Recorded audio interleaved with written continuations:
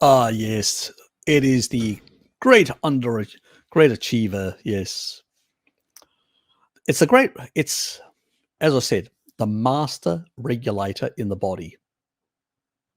I can't think of one compound that doesn't actually regulate so many different systems, enzymatic pathways, and different functions within the body. Um, I mean, there are probably other compounds that play a cofactor role within certain enzymatic pathways.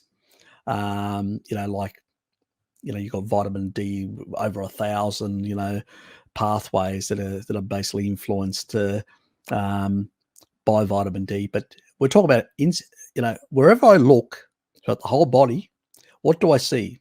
Every single cell, every single part of the body, I see a taut transporter, TAUT, which is a taurine transporter, a taut transporter everywhere. And it's all at these cross sections of sort of where it is interacting with regulation of the body in one way or another. So, yeah, for me, taurine is right at the top of the actual pyramid of of having the widest interaction within the body of any other compound. It's the reason why I've always said that it is the underpinning of the Japanese paradox and the Korean paradox. It's the taurine, because when you look at all other Northeast Asians that are not consuming as much, um, you know, fish as the Koreans and they had on the other front, on the other macros, like rice and whatever else, they're very similar, but the outcomes are very different, even though they are closely genetically related, all the Northeast Asians. So, what's different? I'll tell you what's different: more fish, more taurine. That's the difference, and it has an antioxidant effect.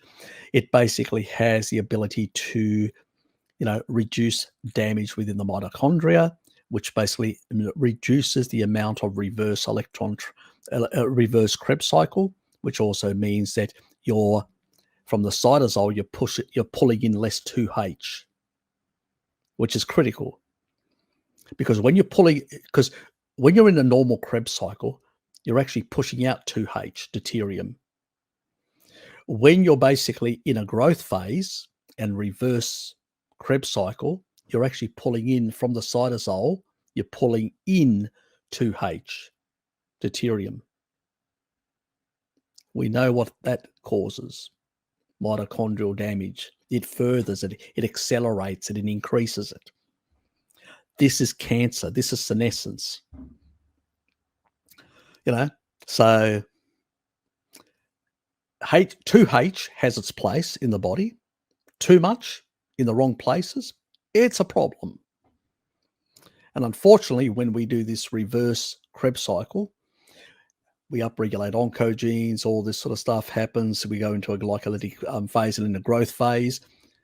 And as we get older, more damage that we sustain, more of this is why we can't lose weight very easy as older people, because we've got more reverse Krebs cycle damage. I did a lot to myself, so it's harder for me compared to somebody who's younger, who's got healthier mitochondria. That's another factor that plays a role. All these sort of things. And so, because I deal with a lot of older people that have got a lot of these mitochondrial damages and problems, some are all the way to cancer and stuff like that, and have issues with weight, issues with a lot of these sort of things, and they don't realize it because, if you're basically got a lot of reverse Krebs cycle, you're storing energy.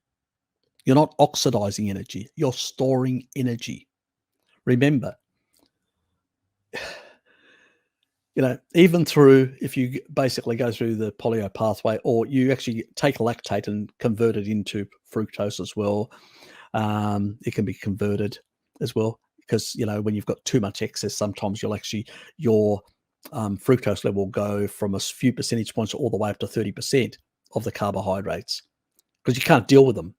So you can't push them through the Krebs cycle.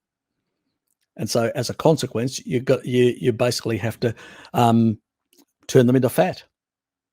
Best way to turn anything into fat is to turn it into fructose, so you can get rid of it. This is the whole thing. So reverse Krebs cycle is really what is driving driving senescence, aging of the functioning of the cells, and energy production is becoming impeded, reduced, and also increasing damage by pulling in more deuterium into the actual mitochondria and damaging them even further. This is the accelerated effect of deuterium damage to the mitochondria. It's sort of, you go from senescence, you get into this reverse Krebs cycle, you start pulling in more deuterium, 2H, and you basically start pushing in all the growth pathways. And yeah, it's not a pleasant story, the end of that. It usually ends up with cancer, stuff like that, and death, or heart disease, or, strokes, Alzheimer's, and a lot of other degenerative diseases. This is the problem of damaging the mitochondrial function and not being able to produce enough energy, ATP, through oxidative phosphorylation to basically run a very well-oiled machine. And that's what we're doing. So really, taurine comes into this play as a player effect and is affecting all these different pathways with a couple of other nutrients with animal foods in order to turn the reverse Krebs cycle back the other way. And obviously in people with cancer, downregulate sort of also regulating calcium, because calcium plays a big role. I'll explain it when I do a video on this. It's a video that's going to happen. And yeah, so really these are the sort of things that, so yeah, Richard, it is a magical stuff. I would say it's, it's like a godly gift to all species, taurine. Yes.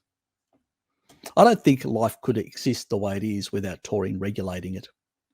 It's a very ancient compound from the oceans, from those vents, all that sulfur that was coming out of those vents. Those organisms were taking it. They were creating the Krebs cycle within that sort of vent, It's incredible.